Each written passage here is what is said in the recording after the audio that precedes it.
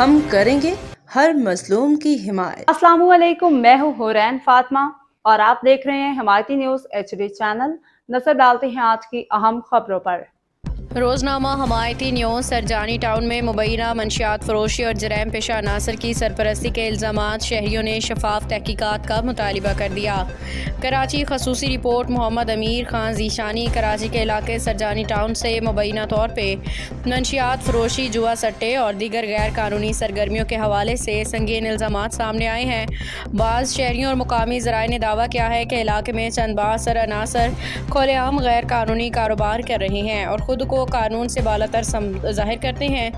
ذرائع کے مطابق بعض افراد نے یہ دعویٰ بھی کیا ہے کہ انہیں بعض سرکاری اہلکاروں کی مبینہ سرپرستی حاصل ہے، تاہم روزنامہ حمایتی نیوز ان دعووں کی آزادانہ تصدیق نہ کر سکا اور نہ ہی متعلقہ پولیس یا دیگر اداروں کا موقف اس خبر کے اجراء تک موصول ہو سکا۔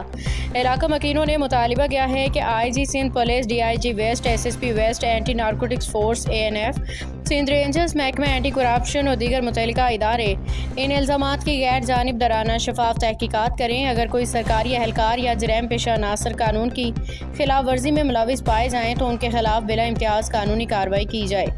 قانونی ماہرین کے مطابق اگر کوئی سرکاری ملازم رشوت لینے یا اختیارات کا ناجائز استعمال کرنے کا مرتکب ہو تو اس کے خلاف پاکستان پینل کوڈ 1947 دیگر قابل اطلاع قوانین کے تحت کارروائی کی جا سکتی ہے۔ اسی طرح منشیات کی تیاری، فروخت، ترسیل یا قبضہ کے ایکٹ 1997 کے تحت قابل سزا جرم ہے، جس پر جرم کی نوعیت اور مقدار کے مطابق سخت سزائیں مقرر ہیں۔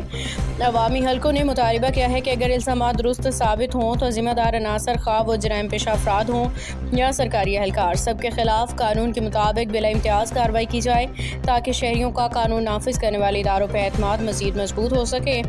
خصوصی رپورٹ محمد امیر خان ذیشان، روزنامہ حمایتی نیوز۔ باخبر رہیے ہر جگہ ہر وقت، جانیے ملکی و غیر ملکی حالات و واقعات یقین کے ساتھ۔